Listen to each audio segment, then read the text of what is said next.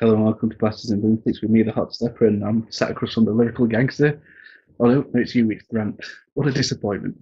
Word. How are you doing, pal? You alright? Yeah, I'm good, mate. I'm good. Yeah. Good. Good. Well, today we're doing The Howling, the 1981 classic from Joe Dante. So, after a bizarre and near deadly encounter with a serial killer, a television news woman is sent to a remote mountain resort whose residents may not be what they seem. Do do do. Grant, The Howling. Yep. What's your thoughts, mate? Um. Yeah. It was always one of the the films growing up that I was always told about. My dad always, I can always remember him telling me about the film because my mum has an absolute fear of werewolves. Werewolf Yeah, movies. Yeah. My dad always told me about the part when he says he's going to give a piece of his mind. yeah. Puts his finger into his get the bullet, is it, or something Mm. out. But yeah, so it was always one of those films. I think because my mum, I'd always knew my mum was terrified, and I'd always there was the Howling and American Werewolf in London. Yeah. So to me, it's like almost like I was waiting to be old enough to watch them, Yep. or old enough to watch, not old enough by certificate, so just old enough Yeah. by like Yeah. 12, 13, 14, whatever.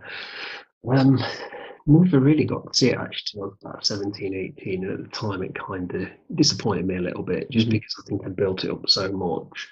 Um, but in the years gone by, I must say that I really do appreciate it. It's quite a little quirky film as well. Mm. It's a bit more comedic than people remember. Yeah. Yeah. Um, what about yourself? Yeah. I got this sort of like love-hate relationship with. I enjoy it, and I always have. Um, it's not American Werewolf in London. I think that's where I stand with it. Yeah, I think American Werewolf in London is the better film. Because I think tonally that got the black comedy stuff right. I think it gelled really well. Whereas I think The Howling, it's definitely a Joe Dante film. It has its sort of figures all over it, but it seems at odds at itself every now and then. yeah, Um, I love the setup. I think the setup's brilliant. I think, Dee Wallace Stone was brilliant in it as Karen Walker, and she's she's investigating. incredible. Yeah, she's investigating Eddie Quist, Robert Picardo. What a guy Rob Oh, Picardo it's is. amazing. Yeah, Yeah, it's great. Because of these Slater murders, she suffers from PTSD. Event happens, people haven't seen it, and she goes to a little sort of remote with Patrick McNee, or the amazing Patrick McNee. yeah, He has this residential place in the middle of the woods, and people will know by now. It's a film. It's older than what we are, but it's just filled with elves. That's yeah. you can't get away from it. It is filled with elves. Um, I, there's so much to love about it, but I think again, like I said, I feel like it's also itself. I think the music is the thing that really sticks out like a sore thumb for me. Because Mm. regardless of what you think of the effects, regardless of what you think of everything that's going on, I think you've got a mixture of nice, beautiful sort of score that belongs on a TV movie. Then you've got random organ music that Yeah, belongs in a 1930s Universal movie. And then there's a bit where they go out hunting, where they go hunting for rabbits. And it plays this weird sort of like chirpy little boppy music yeah, it's that weird. belongs on a cartoon. Yeah, What they were thinking with the score, I don't know. But it has some great performances. Um, so we had, like I said, Lee Wallace, Patrick Rooney. Um, it's I think Lee Wallace's husband, Christopher Stone at the time, yeah. um, and John Carradine. Mm. Yeah, on sort of worked on the Universal films as well, and Robert Picardo again. So it's a great cast. I mean, it's based on a novel by Gary Gardner. I read the book, and the book's pretty good actually. Um, I just feel like it's sometimes it's competing with itself. Does that make sense? Excuse me. Yeah, it does. It does. I Going back to your point about American Wealth in London, I think that's the point for me. Is American Wealth in London knew exactly what it wanted to do. Mm. And like at the beginning, it's terrifying. Then you're relieved because one of them's all right, and then it introduces the friend who's undead and the Yeah. curse. So it's absurd, but you kind of get this: is this all happening? Is it in his head? So there's you're there with the characters unfolding. This feels like you're there straight away. The opening's brilliant. It's Yeah. fantastic. And then it's just like it kind of loses its pace. It's all over. It's just like, yeah, we're going to this place. Yeah, we don't really, like you said, it's just so one note. It's Mm. like, so we know this is a werewolf film going into it. Retreat, raw werewolf. Like most of the audience will put it together straight away. Yeah. It's not sort of one iota. Mm. It really Yeah. isn't. And I just think it's not. An American Werewolf in London, even from the title, you get you're gonna have a little black comedy or whatever. But the Howling, some like this woman suffers from PTSD. I think actually I know it's Joe Dante, but they should have maybe taken a slightly more serious route with it. Mm-hmm. And it's like the ending. So we'll talk about the spoilers. Yeah. She goes on air Oh, yeah. to let the world know about this community, Mm. right? That these things exist, and she turns into a Care Bear. Do you know what? When she first starts, sorry to interrupt, but when she first starts transforming, and then she's got the golden eyes, and then she sits down, Yeah, and she's got the fangs and a bit of hair on the cheeks.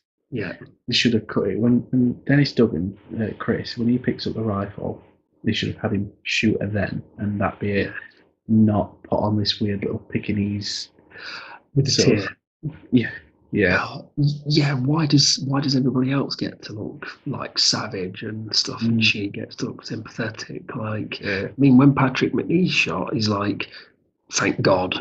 yeah, Do yeah, you know what I mean? Like the curse has been lifted. I'm yeah, free. yeah. Kind of thing. So not everybody. Is she the only person who turned that was good? Like, it's just silly. I mean, I love the part though. I love it that we still get the female lead Yeah, werewolf, and she's at the bar and she's like, "Yeah, I love that burger rare," and yeah, again that worked really well. But it just seems really weird to end on that lingering, static kind of shot. yeah, Um, yeah, I think it should have stuck closer to the book. yeah. If Well, yeah, I think that you're right. I think it has I think that the creature design brilliant. I think it's nice to see you've got American Werewolf, you've got the quadruped, and then you've got the biped. It's still vicious looking. It's still nasty looking. It's an angry looking thing. I think that Robert Picardo's transformation. We're talking about this earlier, weren't we? That my partner was watching it.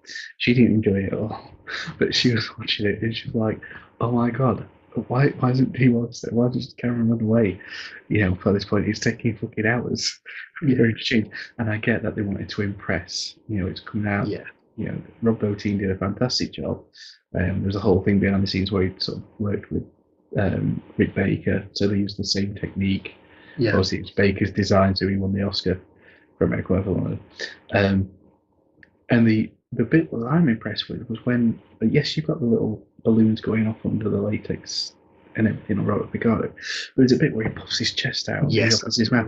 There's like saliva flies out, and it's impressive. That bit's like really like wow, it's really sort of scary and intense and that. When you see stuff like that, you're thinking, how did they lose the tone yeah, throughout the rest of the film? yeah, yeah. Could have easily played on Karen's paranoia. They could have easily. I know it's at a different time, storytelling is different, everything, but they could have. You think looking at it now, you'd concentrate on Karen's mental state and how she's seeing these things in the woods, and she's doing. It's not. You can't. I think you would fully concentrate on her as a victim.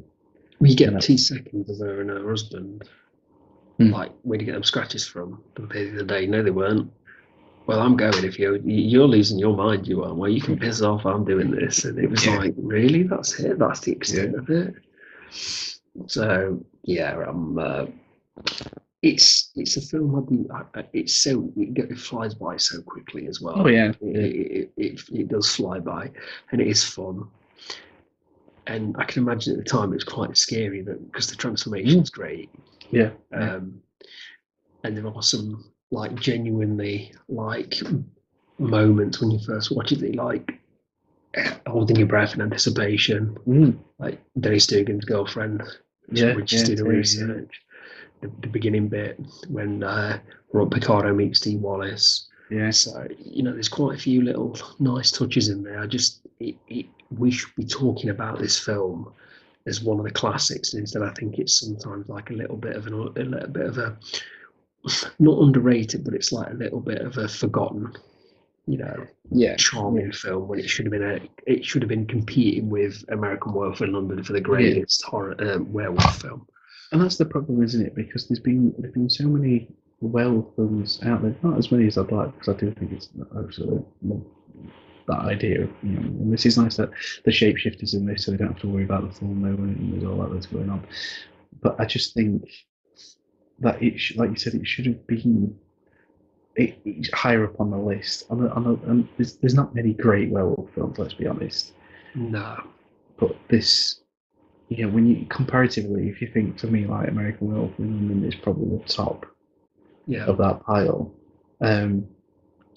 This should have been it easily. You think, oh, actually, well, the Howling, is it better than we've got it's almost like a one-sided sporting event, isn't it? It's like this. It's like kept at arm's length. This film, American Werewolf in London, it's just keeping everything else at arm's length. It like can't lay a glove on them, like boxing. It's like boxing a child.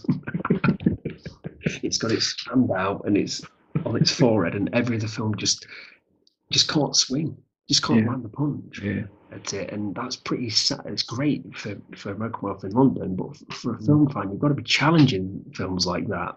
Yeah. And just before I come to your final verdict, what's your thoughts on the Netflix remake that's of Howling that's coming?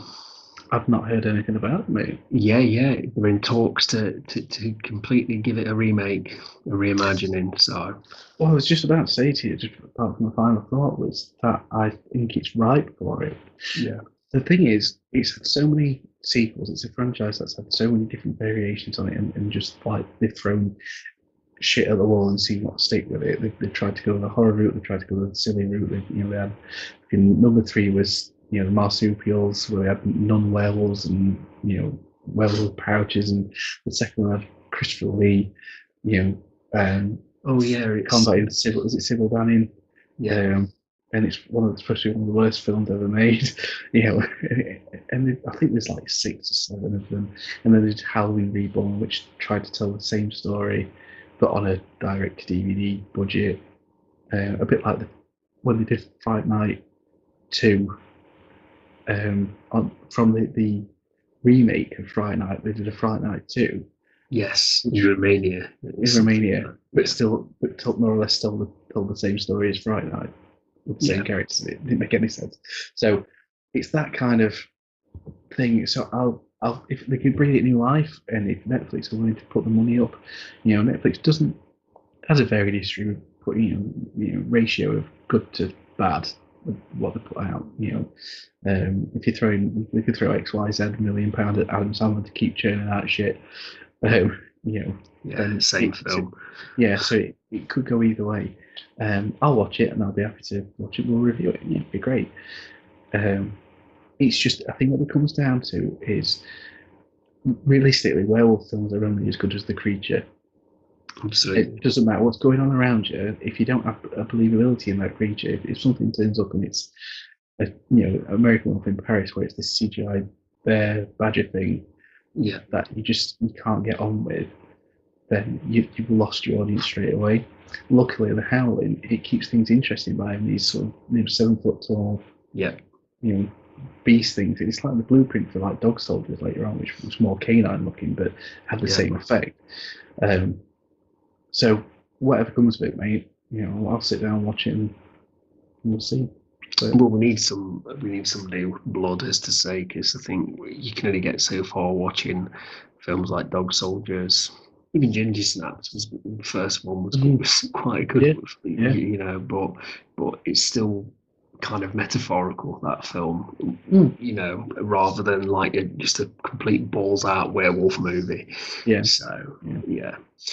Yeah, so my verdict is yeah, definitely watch it. It's a you know, it's fantastic effects work, yep, and it's a great setting. It is a great setting. It's just yeah, totally nowadays looking back at it, like it's just underutilized.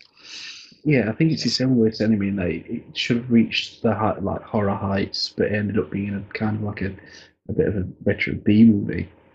I think because of the change, I think because of the ending, Mm, it's not an happy ending. Obviously, I think it's obviously got some real standout scenes and even scenes yeah, where I'd think of today. hmm, Like the bookend with Dee Wallace, the beginning and yeah, the end of the film, and then the change with Robert Picardo. Um, so I think you need to see this film. It's yeah, part of like kind of horror, kind of like you know history. yeah. But Yeah, I was going to say it should be horror royalty, oh but it's yeah, more like absolutely. horror dukedom. Yeah, I'd agree. I'd agree. So yeah, so you're happy to recommend? Yeah, yeah, I'd Yeah, recommend. I would, and I know we've sort of probably pulled it down a bit, but I think that's because we've had time and we've seen it before. It's not like we've yeah, seen it for the first time, and there is a definite look for it. It just even looking back on through rose-tinted glasses, it still has its issues, but I would still say, in its own right, it's a classic. Regardless of how down on it I've probably been today, but yeah. it's a classic. As much as the problems it has, I would still happily watch it again and again and again. Oh yeah, yeah, I do. Yeah, yeah, Yeah, definitely, I'd agree. It's an easy watch. With yeah, it's competent. It's well made. It's funny in places. It's thrilling in places, but it's sprinkled with a few really excellent, like iconic yeah, scenes. Yeah, yeah, yeah. right. Brilliant. Yeah, well, thanks for that, guys, and we'll have you come back to us soon. Give us a like, give us a share, subscribe, please. And we'll be back very soon. So, good night.